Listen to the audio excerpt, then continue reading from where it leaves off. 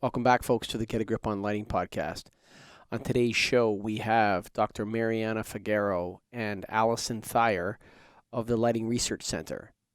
And they came into the virtual studio to tell us all about their new online software program which helps distributors. That's right, they're bringing it right to the streets, which helps distributors and other lighting dorks like me who aren't scientists provide systems that can add wellness and health to people's lives. Can you believe that? It's coming out hot. It's on their website. That's right. But before we get there, you got to know first about the original with the N focus coming in hot. It's energyfocus.com. That's ENERGYFOCUS.com, baby. That's energyfocus.com. What are they coming out with? They're coming out with their N focus LED tubes, man. Fully dimmable, color tuning. Retrofit them into the existing fixtures. What are you waiting for, son? That's right. You got to go to energyfocus.com. This is the hottest product out there right now. It's fully ready for the retrofit market. Don't back down. Get after it with Energy Focus. That's right. And of course, Energy Focus is and had to be a proud member of the National Association of Innovative Lighting Distributors. That's NAILD.org, baby. Nail.org. But for right now, before we get started, get excited, get ready. Here we go. Healthy lighting on Get a Grip on Lighting. Welcome back, Dr. Mariana Figueiro, and along with her researcher from the LRC, Allison Thayer. Hi guys, how's it going? Good. How are you? Hi, great. Yeah. So Greg's going to start us off today. Exciting news from you guys. Greg, why don't you get right into it? Well, it's more you guys get into it. Tell us about this new website you put together. Okay, I'll get started and then I'll just let Allison get into more of the nuts and bolts because she really deserves all the credit for the work. So the overall idea for coming up with that website was really give people what to ask for. So these are, and Russ Leslie, who was the associate director of the LRC, he actually did those patterns in books like in the 80s, 90s. And the whole idea is you get general patterns of homes or whatever application you're talking about.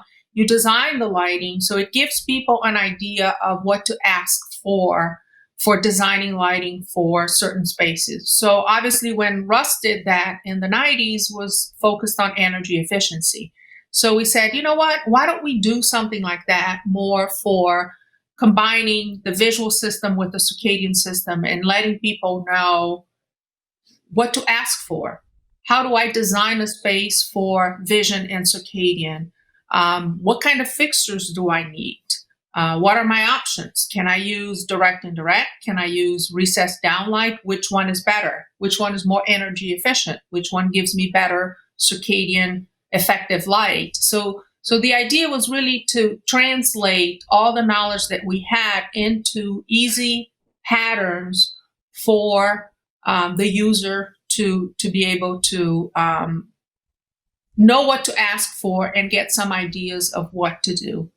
The other idea that we had too is if a manufacturer wants to get that, obviously we're not endorsing any manufacturer, so we tend to be agnostic in terms of what manufacturer to do what. But if there's a particular manufacturer that want to use that website and then populate that with their own products, they can do that, right? They can get it and say, all right, here's how my products fit that design. That was the other idea that we thought would be a great marketing opportunity for people.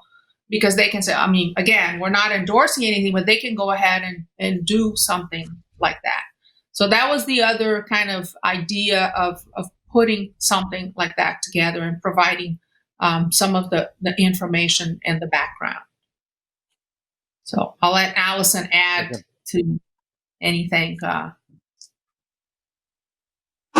Yeah, so if I start from the beginning, basically the whole process and the mindset of working through the website.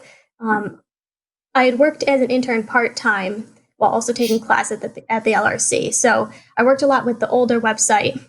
And a lot of what was missing, I found, was what I was learning in the classes. So I was able to use this to approach the development of the new website in two ways. I would take the learning and the knowledge of the subject while also thinking about teaching how, or using it to teach people who are new to the topic. And I found this really helpful when creating the structure of the new site to be used as a learning tool. So that's kind of the whole mindset I've had going into it. And the motto I've been kind of using and the approach of the design is to connect the dots between the research that's ongoing at the LRC, all the stuff we've been doing, how to educate people on what we're doing, and then the application into real world designs. We've done a lot of, we do a lot of mice and human subject studies, and we bring people into the lab and have really controlled studies to better understand light's impact. But now we're moving more into how to apply that into real designs in the built environment, and branch out and to do field studies. So we're trying to bridge that gap there. And that's really been kind of the mindset going into it, is reaching out to many different people who don't know anything about lighting and people who work with it every day, and how to make it more circadian effective for these designs. So that's the approach. Right now you guys have senior care and office applications, and it sounds like you're going to have healthcare in schools. Do you envision this going to every application that's out there? I certainly do, yeah. We're working on healthcare and schools right now. We've been doing a lot with that, but just seeing how light impacts a bunch of different user types, I really can see it branching out into that, and that's kind of the goal. Is this website is flexible and you can add to it, and we're really hoping to keep doing more research on it and then being able to fill in those spots as we go along. We went to a horticultural lighting conference in October, and what was interesting about that conference was there was almost I don't know what the right word is. There was almost a meeting of the minds between manufacturers, academia, contractors, and then farmers. And it was, a lot of cannabis, but it was the first one I went to that wasn't completely dominated by cannabis. They were talking about growing strawberries and leafy greens and other things that, people can use light to grow. But there was like this sort of agreement amongst 4 areas of the business: the customers, the contractors, the manufacturers, and then, the scientists. Do we, at this point, I guess this one's maybe more for Dr. Figueiro, what you're recommending, is there solid peer-reviewed evidence that this is the right way to conduct to create atmospheres and lighting systems that will actually help humans live better? Yeah, and I think the answer is yes.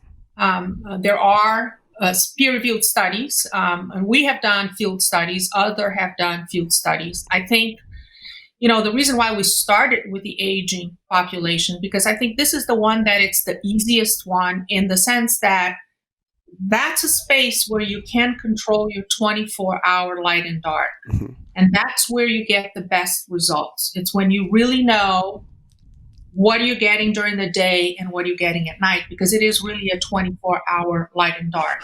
Okay, so that's the reason why we started there, because it was an application that we're very comfortable with, and we are doing a lot of work. We just got a paper accepted late last year. We have another paper in review now, and we continue to do the work in this area. And I think it's a very extremely I'm very comfortable with it in terms of the peer review. When it comes to offices, I think there's a huge potential, but I think that showing these things in offices is a lot harder. And I can tell you, a lot of people ask me, is it going to improve productivity? This is not what we're claiming. We're not claiming it's going to improve productivity. What we can say is you get brighter days and dimmer nights or darker nights, you sleep better. And we all know, you have a good night's sleep, the world is so much better than not having a good night's sleep, right? So I think that the claim that we can make is that this pattern will help you sleep better. And by the way, just as a sidebar, and I'm actually we're writing an article, and we're also going to write a technical paper. We just did a survey. You might have seen that we did during the COVID time, a survey of people because they're all working at home. We had over 700 responses from the survey, people responding it. And we were asking them basically, how much time do you spend outdoors? And how bright is the environment you're spending during the day? And we see a beautiful correlation between the longer you spend time outdoors. So if you spend at a minimum 1 to 2 hours outside, and the brighter the environment you spend indoors, the better you sleep, the less anxiety you have, the better mood you have. It was beautiful, all the results going there. So I think it's very clear, more light during the day equals better sleep at night. And that is really the sort of the core of the quote unquote claims that I think we can make and that we are hoping that this website is achieving. More light during the day equals better sleep at night. Now, let's get into that light a little bit. We've heard we did a show with what's his name, Zimmerman? I can't remember his first name. And Scott Zimmerman. Yeah. He was making the claim that the lack of infrared spectrum in lighting systems is an issue. And it's a fundamental issue. There's other claims that color temperatures, that different times of day you want other color temperatures. I noticed on the website you could choose a fixed color temperature, or you could choose to have a tunable system that changed throughout the day. What do we know about the spectrum of light, and that at different times, do we know for sure that at different times different spectrums are better, and that let's do the spectrums first, then get into the infrared, Dr. Figueiro. So, one of the things that we've been saying a lot is that I think people talk too much about spectrum. And honestly, there's so much you can do with spectrum in terms of its effectiveness on, at least I can tell you, on the circadian system, okay? You have probably, if you go for a white light source, if you go from a 2700K to a 6500K, you get about twice the effectiveness. Now, that sounds like a lot. If you bring your light source closer, you wipe out that effect just by increasing the light levels, okay? So obviously, why do we talk a lot about spectrum? Because that's what manufacturers can play with, right? And can manipulate and so on. There is one part of the research that I don't think anybody has really delved into it on the tunable part of the spectrum, which is really, do we like that? Do people prefer an environment Great question. that's tunable or not? Okay. So when I say spectrum, it's probably not a big deal for the circadian. I'm talking about the effect on the circadian system, but I'm not discussing, do I like it? Do I not like it? Do I feel better because it's changing? Mm-hmm. And, the brain may be looking for that change. And I don't think we have enough data there to say one way or the other. Okay. So I think that spectrum, and that's why we have on the website, we have a fixed and we have a changing spectrum, because if you don't have the budget to do color tuning, which a lot of schools don't have, a lot of nursing homes don't have, that doesn't mean you can't have that circadian effective solution. You can, and that's why we wanted to be agnostic with regard to the technology, because you can. In fact, we have a project right now with the Swedish Energy Agency in Sweden. And I don't know if you guys have been in Sweden, but I am telling you, do not present a 6500K light source in Sweden. You're going to be beaten up. I mean, they love the warm color. Sweden, they don't love 3000. It's like interesting enough, they love the daylight too, but indoors, it's all warm. So we're doing a project where we're developing with them and evaluating a fixture that delivers that circadian stimulus, and it's 2700K, and you can do it, and you can do it energy effectively. It's a matter of how you distribute that light, okay? So what I would like to see people is thinking beyond spectrum. Spectrum is just one component, and hopefully that's what the website really is showing, is you can do it with a fixed schedule, with a fixed spectrum. The schedule has to change from day and night, but you don't have to have that color tuning. If you have the budget, it may be that the environment will be more interesting. But you do need to have it dimmable. Is that correct? Like you're saying, when I read through it, everything looked like it was either color tuning and dimmable or just dimmable.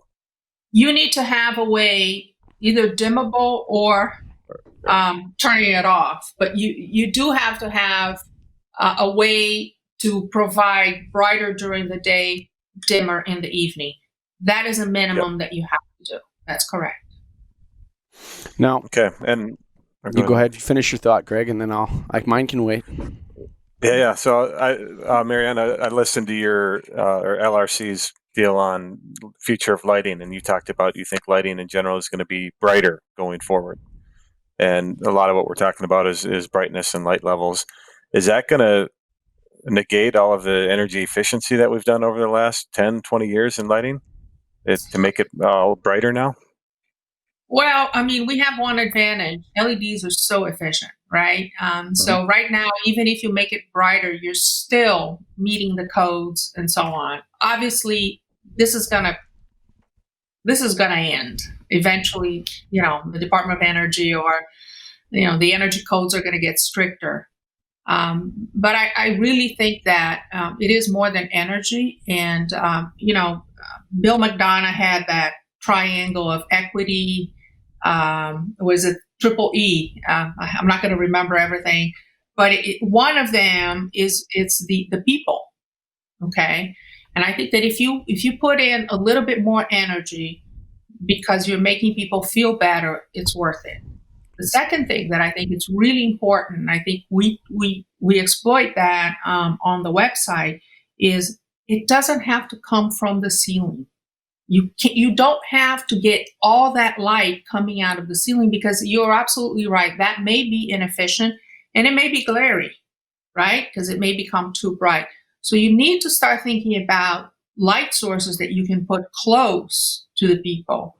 I mean, what I think I mentioned every time I give talks, I mentioned one of the most successful applications we had was a light table for Alzheimer's patients. Why? They sit around tables all day, they look down. It's a perfect way to deliver the light. So what are the ways? We're all looking at that screen. Why don't we come up with something that goes around that screen? Why don't we come up with something underneath that screen? So pay attention to what people are doing in the environment. Be creative. LEDs, now you can create anything. Think about partitions in your offices. So I think that integrating the walls, integrating the surfaces, all of this becomes a way for you to do away with the energy efficiency issue. And in fact, we have an analysis there that if you have a blue LED, that it's embedded in the space, it's very energy efficient. So the energy argument, like I want the bean counters out of the lighting business, because we've carried the load for energy efficiency in the world for a long time. And, as an industry, from the science perspective, it's been focused on that. And all of the mitigation of energy use has been contributed by lighting. And I'm not saying that, sure, there's 5% somewhere else, but it's, one of the things about energy and the negativity surrounding energy use. I think that's another thing that has to go, because the problem in countries that have economic problems is that there is no energy, or energy is limited. So they have intermittent energy. I completely agree with you. And I think that, we have been so, first of all, lighting doesn't get the credit for everything that it has done for energy, right? If you ask anybody in the Department of Energy, what contributed most for energy efficiency, I don't think lighting is going to be on the top of their list, because they don't even think about it. Nope. And second, what's the point of doing that and then sacrificing people in the built environment? I've been saying over and over again, we are in very dim spaces during the day. We tend to talk a lot about light at night, but I think what we have is too little light during the day. We just need brighter spaces. If the water industry accomplished the levels of efficiency that the lighting industry has, there would be no water problems anymore. So, and in terms, I could go on about energy for a long time, but what I wanted to ask you is there seems to be like these two shooting stars that are going to crash into each other, and one's going to blow the other one up. And that is this idea that what people need and want is to be able to control their lighting. Okay, so this idea that, you have an app on your phone or you download it and you come to your office and you set the lighting the way you want it. And the other is this idea that the lighting should be set to a certain level in order to aid in people's circadian rhythms, and then also to cue them to certain things. So cueing was very fascinating. We did a whole podcast on cueing using, color tuning and dimming and, waking up people in hospitals with babies. They woke them up with the light instead of shaking them awake. And then they got rid of the visitors by dimming the lights. And this was very helpful, right? They dim the lights. Oh, it's time to go. So, but there's like this competing scenario. There's people out there that come on the show, hey, it's so fantastic. Everyone's going to be able to control their own lighting. They're going to be able to tune it, not tune it, dim it, get rid of it, turn it off, whatever. And then we talk to scientists and say, well, hey, people really need this kind of light during the day. What's your position on that? Should we be dictating to people the light level they need? Or is there some place in between this that we can find, they're not competing? I think they're competing, but to me, is there a way out of that trap? Well, the way I see it, go ahead. Oh, sorry. I think a little bit of both actually is the way to go. I think what we try to stress on the website is being able to teach every person. So people who have the ability to change their lighting in a space, teach them why it's important to have bright light during the day and dimmer at night. But giving them, sometimes you wouldn't want to manually go change your light throughout the day. So having that automatic schedule that gives you the bright in the day and dimmer at night, but then being able to override it if you need more lighting to read or something like that. So I think they could work together in that aspect. We've done some projects where we have the schedule of CS lighting in the space and give either teachers or healthcare providers the manual override. If they're doing an examination on a patient, for example. So I think being able to work together in that would be a really good way to move forward. And I'll add to what Allison is saying is I really think that the future of lighting is going to be just like precision medicine. It is going to be individualized because we all have different needs, right? But what you're going to need is that in that app that you can control the light, that app is also telling you what kind of light you need, right? It's saying, hey, your light is too dim right now. Try to get bright light. And then, or try to go outdoors or try to do something. So if you have that in an app based on your own schedule, because my schedule is different than yours. So for me to try to do, we have worked with Boeing a lot, right? We did the lighting of the 787 and they have come back a lot of times saying, well, can we try to figure out a light to minimize jet lag and so on? And the most difficult thing to do that inside an airplane is everybody coming into an airplane have a different circadian phase. Some people may come, they will board the plane in New York, but they came from Montana, they came from San Francisco, they came from Asia, they came from, you just don't know. So it would be very hard to have one lighting in the entire airplane that would be good for everybody. So that's why you need the personal treatment. So if I can have my cubicle where I have my sensor, I talk to my app changes my lighting based on what I need, I think we'll have both worlds. That's on the sophisticated side. On the simple and more practical side is what Allison said. Give people the knowledge. Knowledge is power, right? If I know that that's what I need, I'm going to pay attention to it. It's like diet. It's the same thing. There's eat. It's up to you to decide whether you want to do it or not. So I think it's going to be more individualized in the future. That's my prediction. I've got some website questions that I definitely want to dive into, but I got to ask one more thing on the brightness side of it. So I was in my car the other day and I was reading a document and I was like, oh, this is nice lighting. Let me check out the foot candles. It was 240. And then I was in, with the exterior light coming in, but it was nice. And then I come in my office and I'm at 45.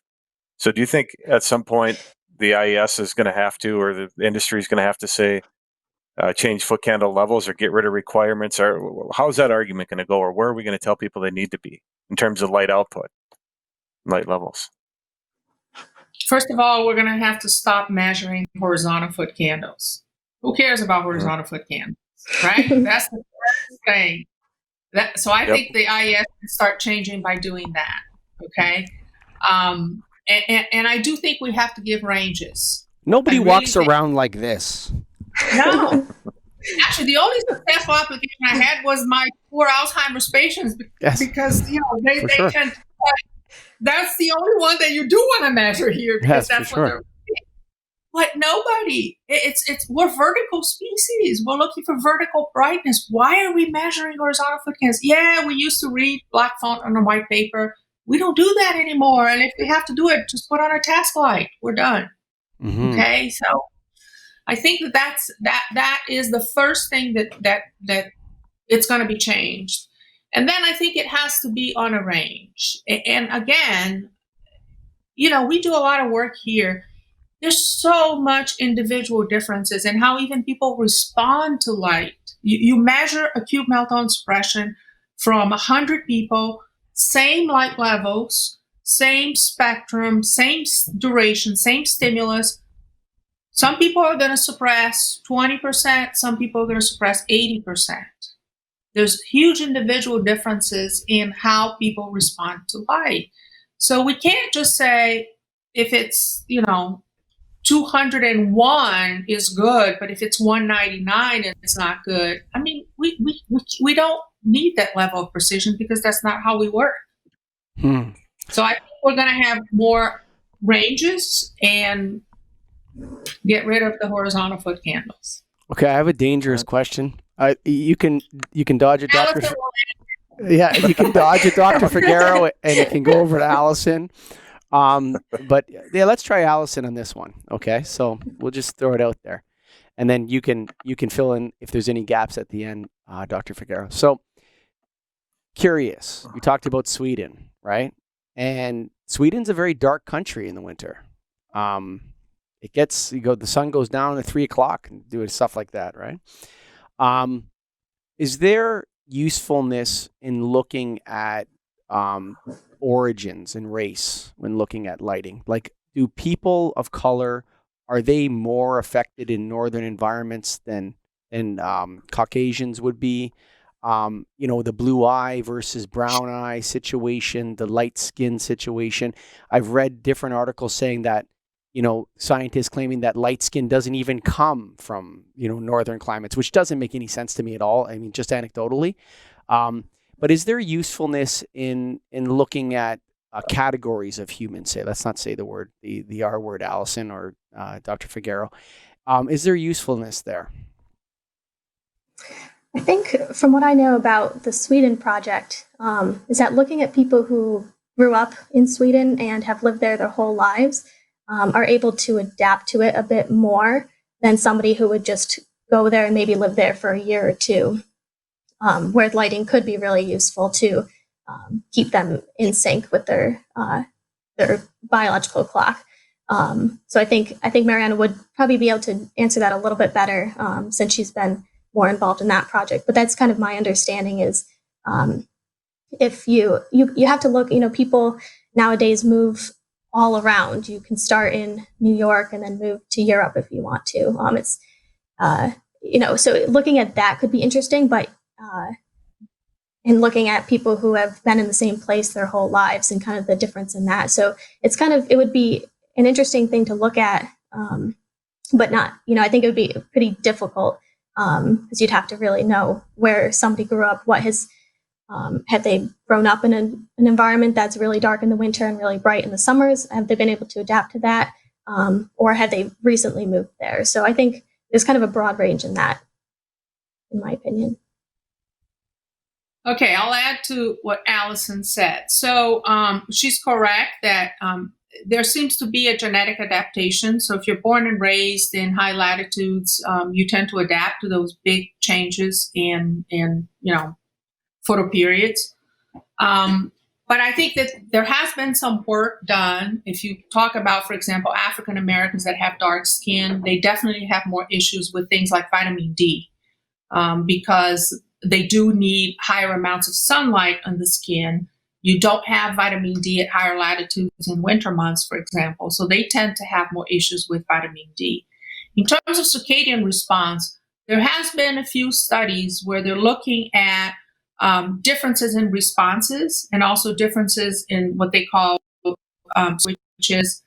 We all have an average of 24.2 hours if we don't have any light dark exposure. Constant darkness, our circadian rhythm free runs with a period of 24.2 hours. It does seem like African Americans, for example, have longer circadian free running. And it also seems like they have a little bit less sensitivity to light.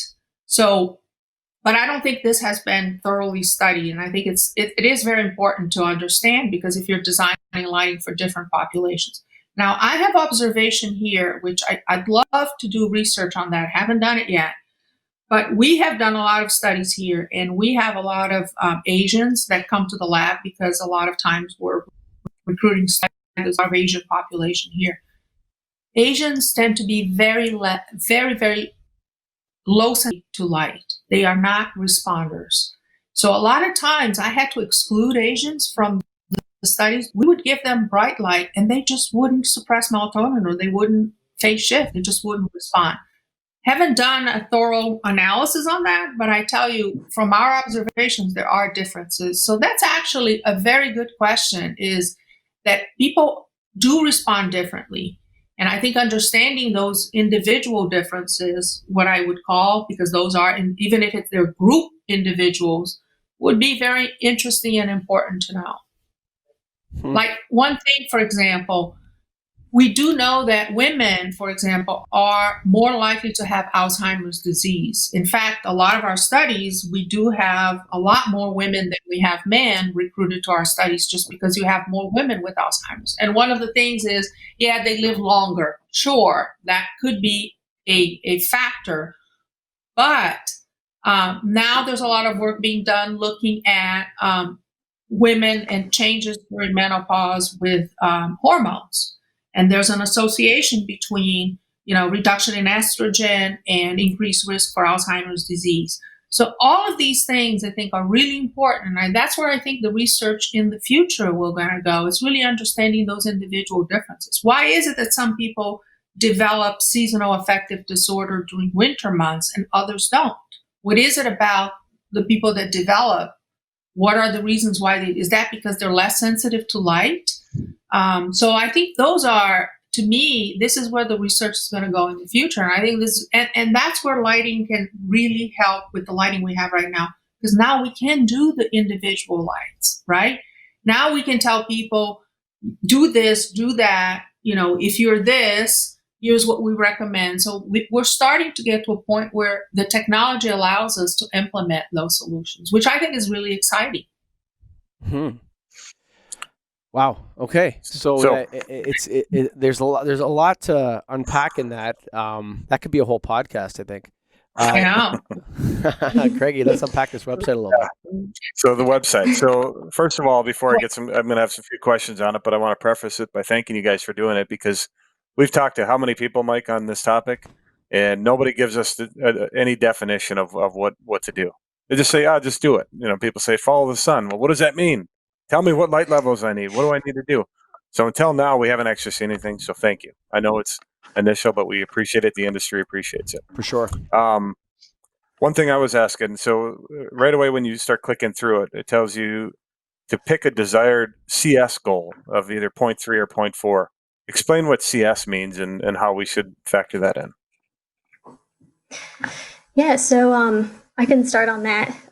With a lot of the research we've done at the LRC on how people respond to light, we've been able to develop a few metrics that we've used to be able to quantify the impact. So starting with the CLA, or the circadian light metric, it's the irradiance weighted by the spectral sensitivity of the photoreceptors in our eyes that stimulate the response of the biological clock in the brain. And that's based on nocturnal melatonin suppression. So then from there, you translate that into the CS metric, which is what we use in our designs to kind of, better understanding of translation of this into a relative scale. So the 0.1 is the threshold for circadian activation, and we say that you want above a 0.3 in the daytime. And that's, so you want that robust schedule, you want the brighter or the light that corresponds to a 0.3 or above in the day and below a 0.1 at night. And to kind of answer your question a little bit more, so what are the factors that go into saying something's a 0.3 CS? So kind of what we talked about a lot is the brightness of the light, but also the spectra has an impact on that as well. So the combination of all the wavelengths that are in the light source have an impact of it. So some have a response for the circadian system as a cool versus a warm. So they're weighted slightly different depending on the combination of spectra in it. So that's where we get that in the design. So when we say you have to target a certain vertical luminance or the light at the eye, that's based on the spectra that you're using in the design. So that's kind of the basis for what we do is, giving people that criteria of you want a point above a 0.3 during the day and below the 0.1. So that's where you're getting that range, but how you get there is slightly different based on, how the light's distributed, how much you need at the eye, etc. So that's what we've been doing for our designs.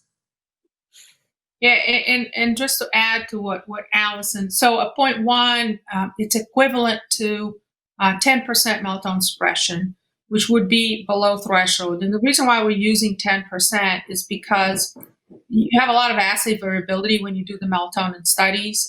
So you really can't, the assumption is below 10% it's ineffective for the circadian system, okay? Above 70%, it's close to saturation. So we're picking something around 0.3. To go back to our issue that we talked a little bit before is ideally you want to have 0.7 because the more the merrier, but then it becomes probably too bright, probably too inefficient. So we're picking something in the middle, which would be equivalent to 30%. So what it's saying is that light source of that particular spectra would suppress your melatonin levels by 30% if you were exposed to it for 1 hour at night. So it really is a way of saying, this is how your biological clock will respond to that light, okay? So we get a lot of questions. Well, melatonin is only during the nighttime, and then you are assuming that it's going to work during the day when you don't have melatonin production. Correct. And the reason is we have no reason to believe that between day and night, the way your biological clock responds to light in terms of amount and spectrum is going to change. So it's sort of a surrogate metric in a way. And the reason why we use melatonin suppression, because that's how we can measure. You can't measure that during the day. Okay. So it's just a way to give you an idea of how effective that light is at activating the biological clock at one point in time. And it gives you that sort of idea. So that's why we're using that. It's because it's based on a response by the biological clock. And it's assuming that we sort of know how the photoreceptors in the eye are combining the signals from that light source and sending that signal to the clock in the brain. Good. And so I'll also add to that as well. Okay. Yeah, oh, so sorry. No, go ahead, Allison. Just adding to that as well, we, from what Mariana was saying earlier, is our biological clocks run longer than the 24-hour day. So we want to actually get it back in sync. So we want to, wake up and go to bed at the same time. So actually getting that bright light exposure with above a 0.3 during that will actually reset your biological clock. And but if you got it too far into the evening, it'll actually continue to delay your system and the melatonin from being, starting to be released and tell you it's time for bed. So that's just another point as well. So I actually ran a couple scenarios on the website yesterday, and I realized that I probably need a couple hours to dig into it and come to understand it. So how do we deal with, I don't know if this was addressed there, but how do we deal with the shift workers? And is this system for people that are primarily working a 9 to 5, or is there a setting on the software that says, hey, this is a shift from this time to this time and that time to that time? Is there anything that, and you're regularly working this shift, you're doing 4 days on, 6 days off, you know what I'm saying? Is there something like that for those shift workers, or is this primarily for the 9 to 5? No, that's a very good point. We try to talk a lot about that in the background, and kind of dive a little bit more into that of what the schedule should be if you're somebody who works. You can break it down into 8-hour shifts or 12-hour shifts. Are you a morning or a nighttime? You can even toggle between the two. So again, it's very personal to the user. On the application side, you have to, it's more the lighting for the whole facility. So that's why it's a little more of it's still a 24-hour schedule, and we try to accommodate for the people who are working day and night. But yeah, you do want to account for that. You don't want to, the typical lighting in these facilities are, too bright at night. So we're trying to show you still want to be alert and be able to perform your job, but how can you do that without disrupting your circadian system? So we try to talk about that a lot in that background again, and in the application side, we're giving the kind of the broader picture. Yeah, a couple of things. Go ahead. Dr. Figueiro, go ahead. No, go ahead. Ask the question. Yeah, I was just going to ask, with those applications, so you have different room types within, and are you ever going to get to the point where somebody can design their specific room on this site and say, this is the size of my room, this is what I have to look at? I know that gets to be intense, so that's why I asked. Yeah, we had looked into that a little bit. It's something we're actually currently developing and seeing if that is something we can do.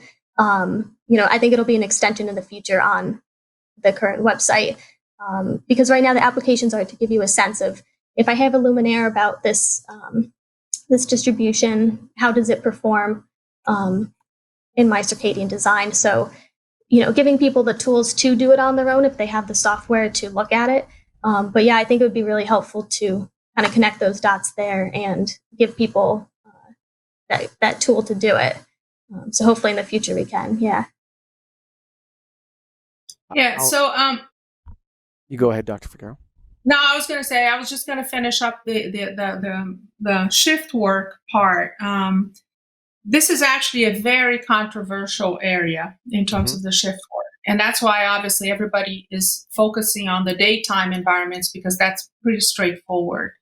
In fact, they had the UL 24480, which is what Mark Ray, the task force that Mark Ray chaired, and the whole thing is daytime environments. I was part of that, and we specifically avoided talking about shift work. I'm also on the Light and Health Committee, and we're specifically avoiding talking about shift work because it's a very different situation. Personally, if you ask me, with what I know of the negative effects of suppressing melatonin at night and disrupting the circadian system, if this is a rotating shift work that's going to work 2 or 3 nights a week and then be off and then work again 2 or 3 nights, these are really daytime people struggling to stay awake at night. Okay. And what you need to do is you need to try to minimize that struggle to stay awake at night without affecting their circadian system, without disrupting their circadian system even further. So I don't see giving them bright light or giving them blue light in the middle of the night to keep them alert, even though bright light and blue light will keep them alert, because there's a chance of suppressing melatonin and disrupting their clock with that bright or blue light. So the way we've been working with is with the red light, which does not suppress melatonin, but can have a very strong alerting effect. And in fact, we just got a paper published last week, accepted for publication, where we're reporting on results we did in a field study with day shift and night shift workers, where we're giving them a dim white, which was a control light on glasses, a blue light, and a red light.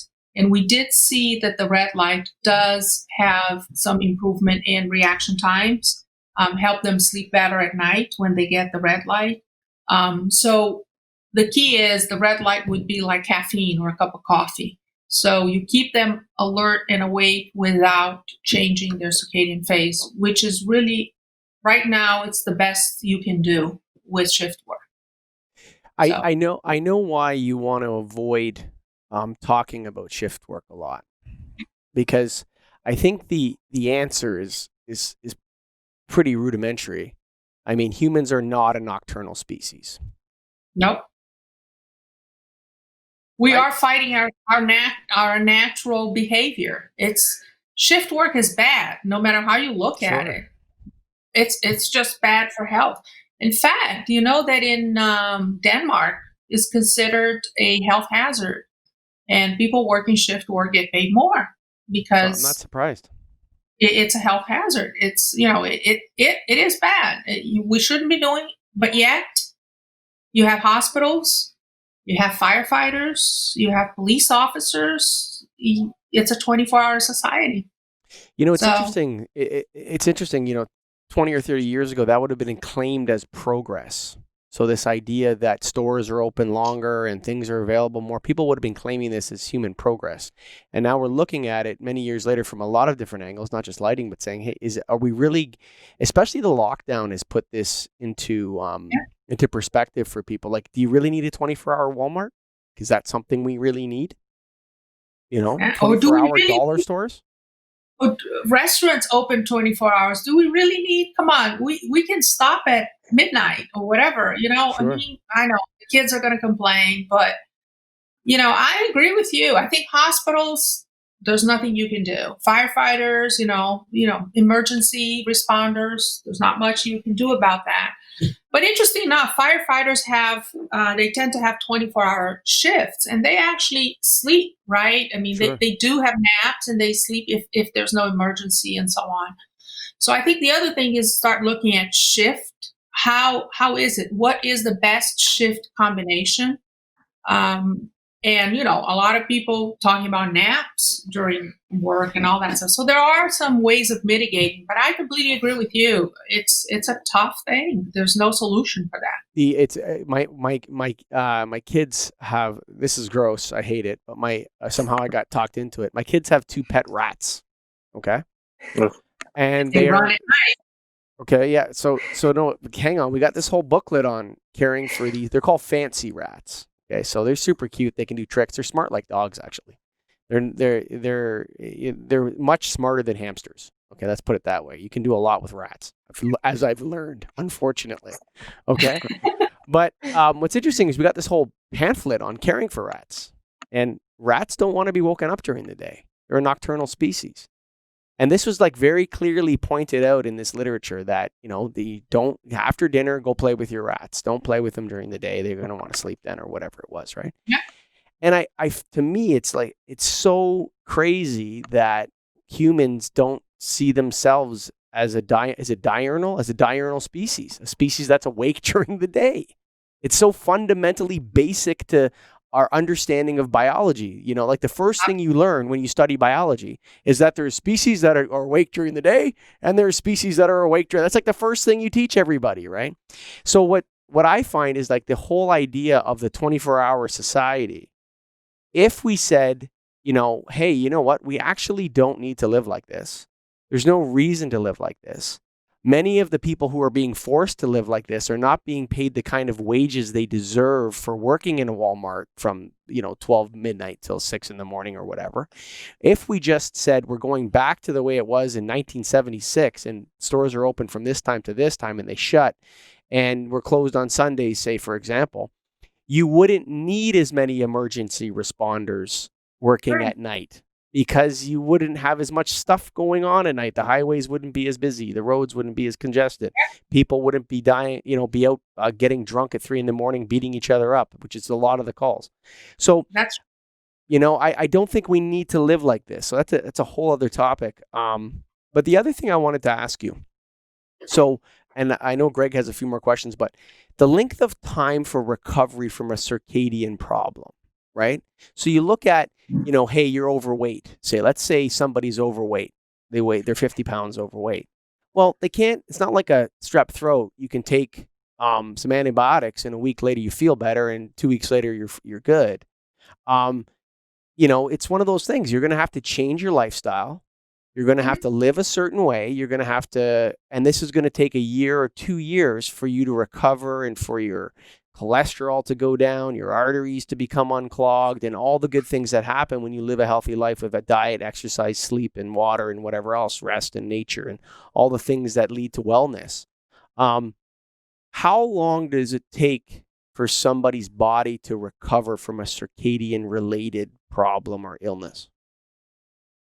Well, it really depends on what you're doing to it. So you think about jet lag, right? You think about when you travel to China or whatever. The usual that people say is you shift your clock an hour a day. Okay, when you travel multiple time zones. So if you're phase shifting 7-8 hours, it should take you 7-8 days to recover. Okay. We have done some work with actually animals where we put the animals on a disrupted schedule, then we bring them back. And we are seeing that within 4 to 8 weeks, we do see them going back to what they were, but never the same. It's very interesting. The amplitude of some of their hormones, it's actually reduced. So same thing with shift workers. So if you look at the melatonin levels in shift workers, it's actually reduced compared to day shift workers. Now, the question is, if they stop doing shift work, will they ever go back to that higher levels? And how long does it take? Nobody has really looked at least as far as I know, have followed people like that to see or to check how long does it take to go back to normal, or whether you even really go back to where you were.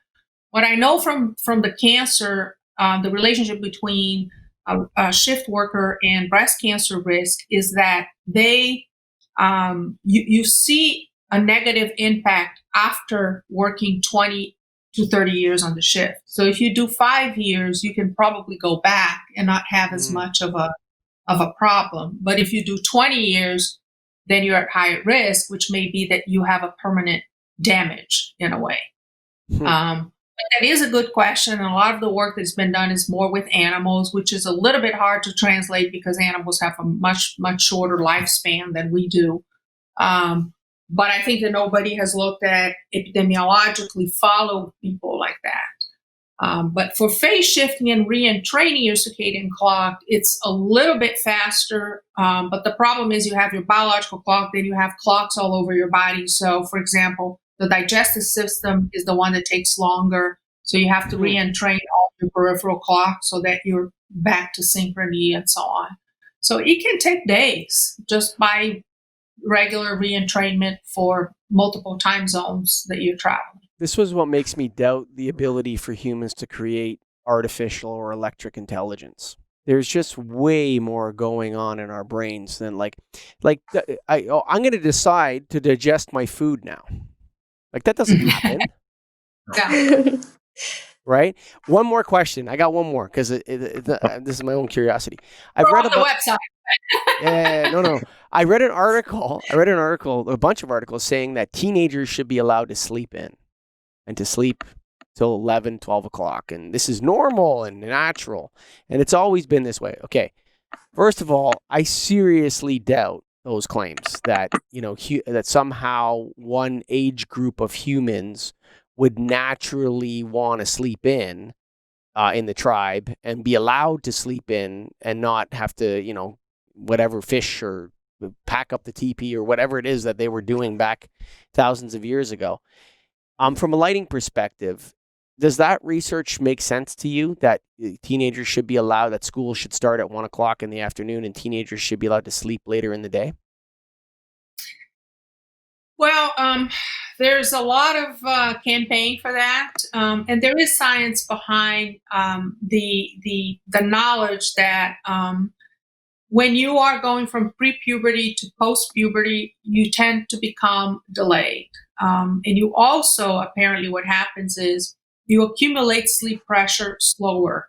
So you fall asleep at night when your biological clock shifts from daytime to nighttime, and when you have very high sleep pressure because you've been awake for many hours. And that's when you kind of crash, okay? So what happens with teenagers is they first of all, their biological clock switches from day to night later, and they accumulate sleep pressure slower. So that crash occurs later. So they can't really fall asleep earlier. Now, can you change that with light? Sure. You can bring the biological clock to an earlier time by giving them morning light, reducing evening light. And that helps with, at least with the part on the biological clock. You probably can't change the sleep pressure part with light, but you can phase shift the clock to help fall asleep faster. Okay. So theoretically, from the science, yes, the kids are having a hard time waking up at 6 a.m. because 6 a.m, it's middle of the night for them because they couldn't fall asleep before 2 a.m. Okay. So that is, and it's interesting enough, when they grow up, they seem to grow out of that. Now, why do they grow out of that? Is it just a physiological thing? No, it's also a behavioral thing, because now you graduated from college, you have a job. By God, you got to wake up and be at work at 8 o'clock in the morning. You have to do that every day. What happens? You start getting the light in the morning, and you start then helping your biological clock to bring it to an earlier time. But what's messing things up nowadays, it's your self-luminous displays in the evening. Mm-hmm. It's having that iPad right in front of your eye, that it's now giving that light that delays the clock. And there's also some data that we have and others have that the teenagers are more sensitive to that evening light for delaying the clock. So there's also a change in sensitivity, meaning even there's some studies now showing that 5, 6, 7-year-olds are even more sensitive than teenagers. So it's kind of like a perfect storm. Mm-hmm. It's a behavioral as well as some physiological changes. So theoretically, yes, if you shift everything to adapt to their biological clock, they probably will be more alert in class if classes starts at 11 instead of at 7. But you can try to work out so that you have a lighting that helps them become earlier. Mm-hmm. But you really need to have the control of that 24-hour lighting. So in other words, it's not just lighting at one point during the day. It's really the entire day that you make sure you increase the light in the morning, decrease in the evening to maintain that on that maintain them on that earlier schedule. I could keep going here forever on this one, but I don't know. Yeah, we'll have to do that again. So I want to ask a couple more things on the website, maybe really one more thing. But so once you input everything, now, Mike is always deep thinking things. I'm thinking about how to sell this stuff. Sure. So if I have a customer who says, I want some circadian friendly lighting, I go through and kind of figure out if it's one of those type of facilities. And I say, all right, you need this amount of light fixtures. How do you guys determine? I know it probably answers it on the website, some of these questions, and you have a few fixtures that you base it on, but how do you determine that it's an actual fixture, that it's feasible? Because I did one that was downlight, and I don't know if I was reading it right, but it said initial lumen output need to be 9,600 lumens in a 6-inch downlight at 4,000 Kelvin. I don't know of any that, I mean, there might be one or two, but there's not a lot in a 6-inch downlight. Yeah, for sure. So I'm just trying to make it, practical to see how would then people in turn say, all right, this type of light gets up to that light level that you need, and it's that color, and it's dimmable and color tuning, whatever else. So that works for this application. How do we figure that out in the field? Yeah, well, so for the website, we really stress that these are example solutions. So there's so many components that go into it. It's not just pick this luminaire, pick this CCT. It all has to do with the distribution of light again. Downlights have different distributions. Troffers have, within all the troffer family, they have different distributions. So it's hard to really choose, just be able to use this and say, if I have a troffer at 4000 K, it'll reach the design.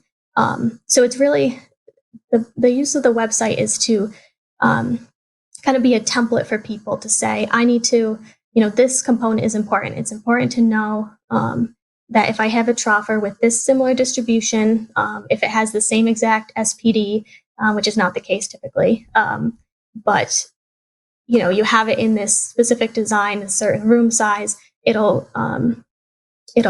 work this certain way.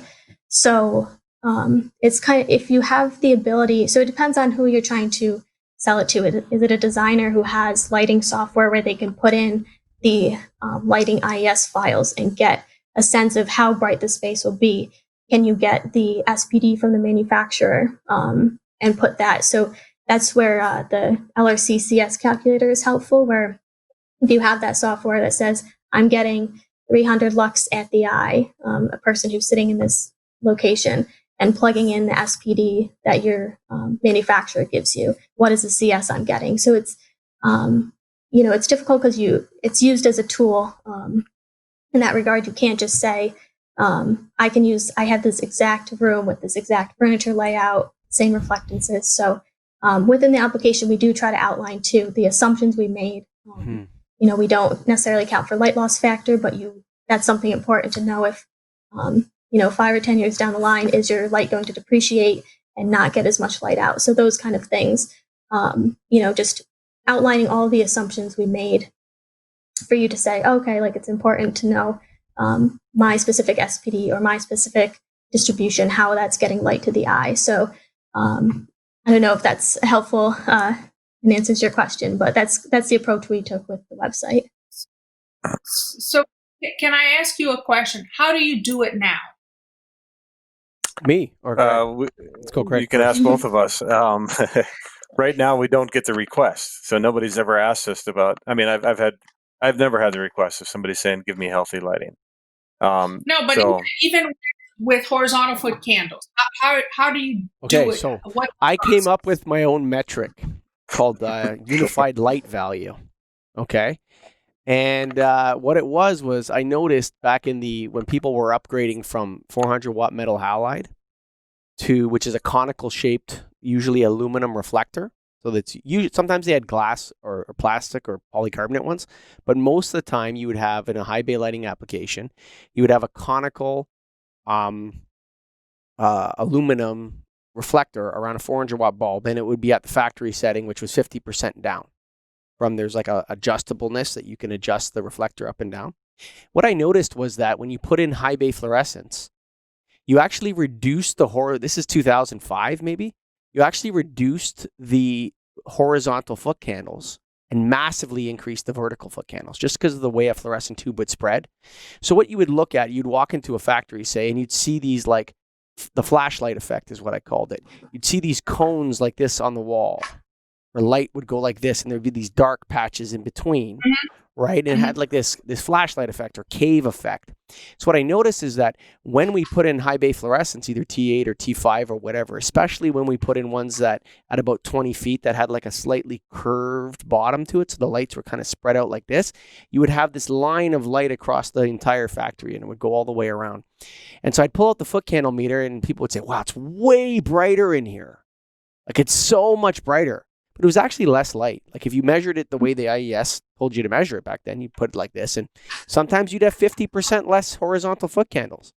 And so I came across this, and then I started putting the foot candle meter on the wall, And I realized is that what people wanted was very high vertical foot candles. That's what they wanted, forklift drivers and people working in factories and most applications. Now, you could have like some guy that maybe had an architect's desk or whatever, and he wanted a lot of light right there. But everyone else wanted vertical foot candles, not horizontal foot candles. And they also wanted the light to be as equal as possible so that you weren't going through these dark areas and light areas. And I noticed that forklift drivers and people that were rack pickers would report to me that the most important thing was the vertical foot candles and that the light was equally spread across the wall in like a wash effect. So whatever the light level was, it needed to be uniform, right? So you wanted uniformity, so low differences between the amount of light, okay, as you go through that space vertically. And that's what improved visual acuity from the field, from the street, okay? So when I gave people that, they were extremely happy. Now, you had some ball breakers that would come out and say, well, you said we would have more light. See, there's less light. I would say, yeah, but everybody here reported that there's more, right? So we took that light that was here, the 70 foot candles you had in this one spot where we're measuring, and we rubbed that all over the room. So everyone's happier now. So you're probably doing good circadian effective light because that's what you want. You want vertical and you want just general. You don't want to have point light sources. Yeah, like I found that the lack of uniformity, like big difference in parking garages especially. You want to design a bad parking garage, make it hot because all the fixtures you'd have these ceiling mounted 12 by 12 lights with a metal halide or HPS light in it, and it would be 35 foot candles below the light, and then it would be 3 in between the 2 lights. And people were driving through this. It was very, very difficult to see from one end of the garage to the other. And so what I would do is try to minimize the fluctuation in light level on the ground and on the walls. And when I did that, regardless as whether the minimum foot candles in the parking garage was 9 or 4.6 or 11, people would report being able to see clearly because I think their eyes adjust, and as they go down there, they see better. So, yeah, I mean, that research backs up all of my anecdotal experience from the field. And not only that, though, but I did the office one where you had the single office with 2 people in it. And I did the open office one, and it was basically what I would have done anyway. Like in terms of I always like troffers in offices. So I did that, I picked that fixture and I put them in, and it was exactly what, the layout I would have done, although I found the tuning and the light amounts to be interesting, the right light amount. But yeah, I think a lot of lighting people that work on the streets of this business know what people want from their guts. You know what I'm saying? Yeah. Well, how do you do it? That's all up here. That's where the artificial intelligence, I don't think they can make it because I have no idea. Like I'll go into a factory and someone will hire you. That's why they hire you. Exactly. Right? I'll go into a factory and I'll relay out somebody's lighting system, like a super complicated factory. I'll walk out in there and I'll break the space up into areas, like lighting areas. So I'll break it up into different kinds of lighting areas, and I record where the fixtures are, how many fixtures they have, and da-da-da-da. And then I'll assign a new fixture based on that area with the goal to achieve maximum uniformity, and reducing horizontal foot candles and increasing vertical foot candles. And these spaces that are very function-based, warehousing, factories, general office spaces, stuff like that. One of the things that I'm big on getting rid of is paracube lenses in fluorescent troffers. I think that actually caused seasonal affective disorder epidemic in the late 90s. Everybody went through and put those little paracube lenses. There was a retrofit craze for a while. I know. And you would see computer screens, right? Yes. Yeah, the glare. Yeah. I think that's what caused that. There was almost an epidemic in the early 2000s or whatever of that. And I thought about it, and I looked at these offices and I'm like, there's no vertical foot candles in here. Let's just get rid of all those paracube lenses and go back. So yeah, I mean, I my knowledge is from solving people's problems in the field, making people like their lighting system better. And Greg's the same way. And so and the people do use photometric reports too. I mean, the general photometrics a lot of people in the industry use. And that's I've never looked at one in my life, actually, but that's yeah. I was going to go with it. So the whole idea is if you do say AGI or whatever, so your question is, how do I implement that, right? And it really is, if you already do your AGI, what we're telling you to do is instead of having horizontal points on your AGI calculation, you need to have vertical points, okay?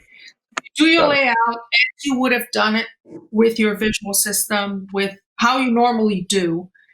Put your vertical points here. Calculate and see how much vertical illuminance you're getting. Throw that vertical illuminance into the CS calculation plus the SPD of the light source that you have. Calculate how much CS. If you're getting to that average CS of 0.3, you're good. If you're not, you have to go back and rearrange or change the distribution of the fixtures or add more fixtures and so on.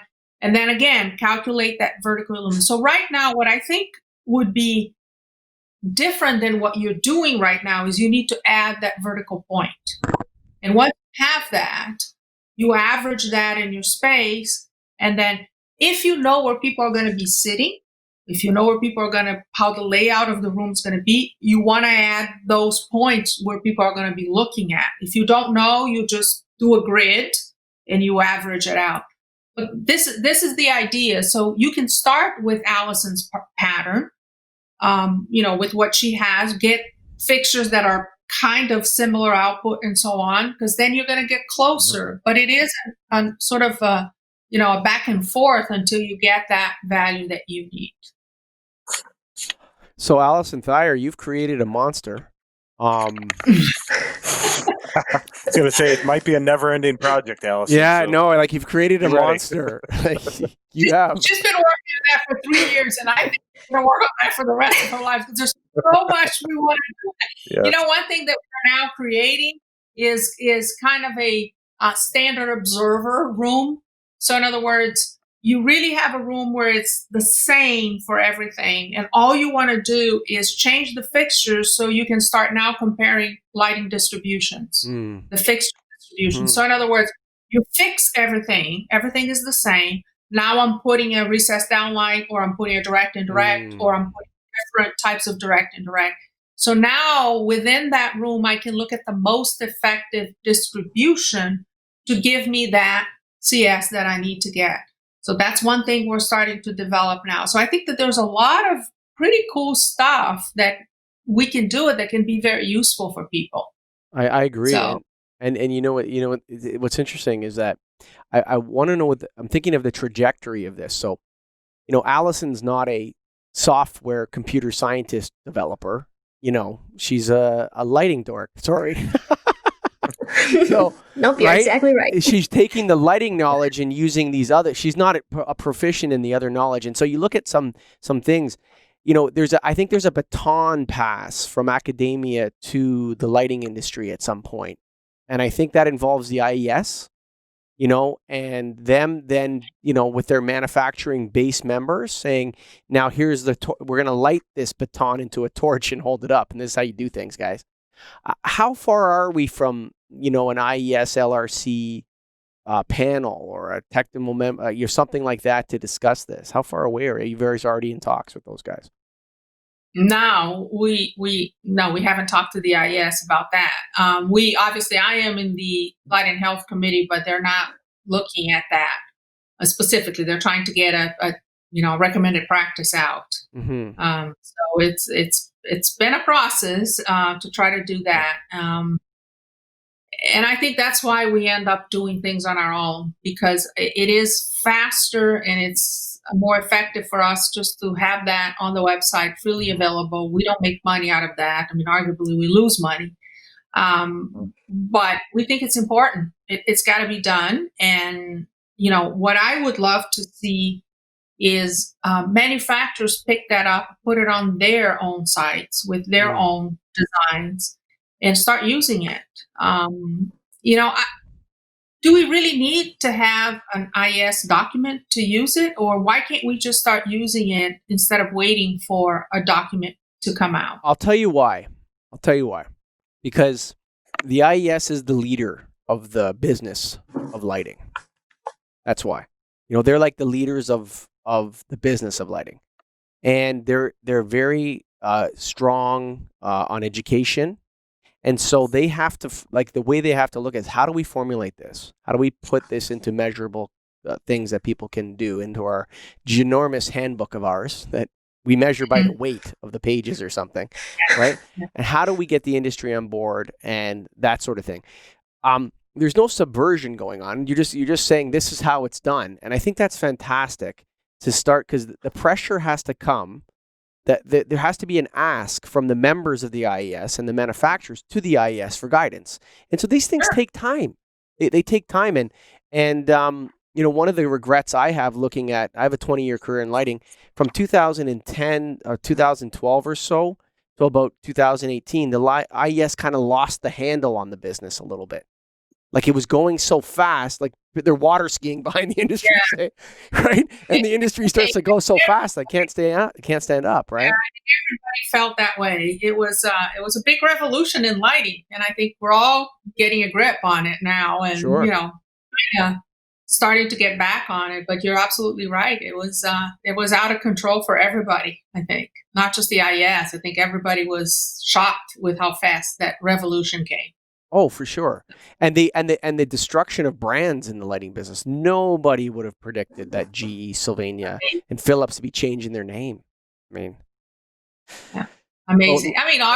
Arguably Philips, GE, and Osram are not in lighting anymore. I know, it's right? Wild, eh? Wow. It's an amazing revolution. There's no question about it. And yet you still have the designers and the people actually implementing and selling, and these people are still hungry for the information and hungry for not just necessarily connected and sophisticated systems, but really, how do I just light a space? And now we have the health part, we have the connected part, so it is becoming a lot more complicated. There's no question about it. There needs to be or there can be something where, so we have a lot of people come and talk to us about healthy lighting, right? Or what, and we love when we're talking to, say, Dr. Mariana Figueiro, Dr. Jennifer Veach, someone like this that's speaking, to the research. But we do need that IES guidance for the industry. I think that it's very, very important that they get to this, and the sooner the better, because and I'm not worried about me, I'm worried about the consumers. I'm worried about people that, they hear, oh, there's healthy lighting and this is how you do it. And then trust me, like guys like me and Greg and our employees, they swing through the trees with knives in their teeth, man. They want to sell stuff. Okay. Yeah. So, so we want to be very careful as an industry that we don't have a phase where this doesn't work out the way we had planned, right? So absolutely, completely agree. Greg, anything else? That's it for me. Wow. Dr. Mariana No Figueiro. more questions about the website? What's that? Not for now. I'm going to play around with it again. Yeah, we did. Well, but play with it. And one of the things that we did, and I know that there's a lot of politics on the UL 2448, whatever 2480, but the UL does have a guide on how to use it, which is very, very useful. And I think the IES will come up with something similar too, because I do agree with you. We do need guidance on how to implement that. Mm-hmm. Because otherwise everybody's going to come up with their own way of doing it, and they're going to say their own way is better than somebody else's, and so on. So I completely agree that there needs to have some guidance, and that was why I really like to have participated in the UL task force. It was really a guidance document, and I think the IES now, with the Light and Health Committee, which I'm part to, is coming up with more sort of a bigger document and more sort of dense document, but I think it will be helpful too. And those are just starting points. All these things are going to keep changing as we learn more. But I think there's a lot of things we can do and we can implement. So I'm glad that you guys are playing with it and are actually looking at it, because that's what we need. That's what we want. And give us feedback, because if there's something that you say, this is too hard, this is too complicated, this is too, let us know, because we want this to be interactive and going back and forth, and we want it to be useful for you. Otherwise, there's no use. So give us feedback. Let us know. Perfect. We will. Dr. Mariana Figueiro, Allison Thayer from the Lighting Research Center, thank you for being guests. I know I always learn a lot from you, Dr. Figueiro, and really enjoyed you talking about the software. Allison, where can people find the software if they're interested in using it? Yeah, you can go to the LRC website and you can do the /healthy living on that. So please take a look, and again, let us know feedback and what would be useful for you to, things that you might need or that you're interested in. That'd be really helpful. And folks, we'll put a link to that on our website as well. If you've made it this far, an hour and 18 minutes. Wow, that was a long one. Thank you for listening to the Get a Grip on Lighting podcast. Thank you, guys. ENERGYFOCUS.com, baby. Energyfocus.com. I got to get my beats right, Greg. Yeah, that's a long one, but you did good. You kept through the fire at the end. Their N-Focus lighting platform. The most cost-effective way to make your lighting human-centric or human-friendly or circadian-friendly. How about that term, Mike? We'll get the term down someday, but someday they have it. It's in tube form. It's dimmable, color tuning in an LED tube, meaning you can keep your existing fixture and make it that way without any rewiring.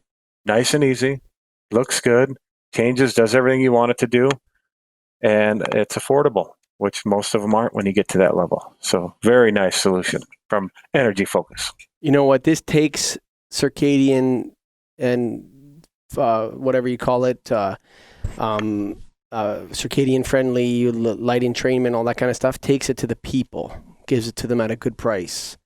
Because you eliminate the cost of the fixture, the labor to remove the fixture, boom, boom, boom, boom, boom. You're in there with this Energy Focus product and focus. I'm going to do it in my office. So go to energyfocus.com. I'm going to sell it to my customers too, actually. Go to energyfocus.com. Check out the N-Focus. Of course, member of National Association of Innovative Lighting Distributors. Where else would they be? That's where you belong.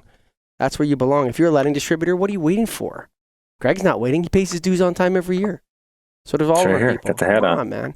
We're coming in hot. We're coming out hot. We're going to have another event as soon as they open the doors, the convention's back on. So check it out, nail.org. Got a lot of things going on there. And of course, Dr. Figueiro, my hat's off to you. Always a pleasure to speak with you. It was very nice to meet Allison Thayer as well. The great software, Greg. Man, can't believe they came out with that. Such a nice thing to the industry. It's great, and it'll be an ongoing project, and I'm glad they're taking on and not me. But thank you. Yeah, there you go. I like to do what I'm told at the end of the day. And to you, the listener, always grateful. Greg and I are for you. So thanks for making it to the end with us. Bye for now.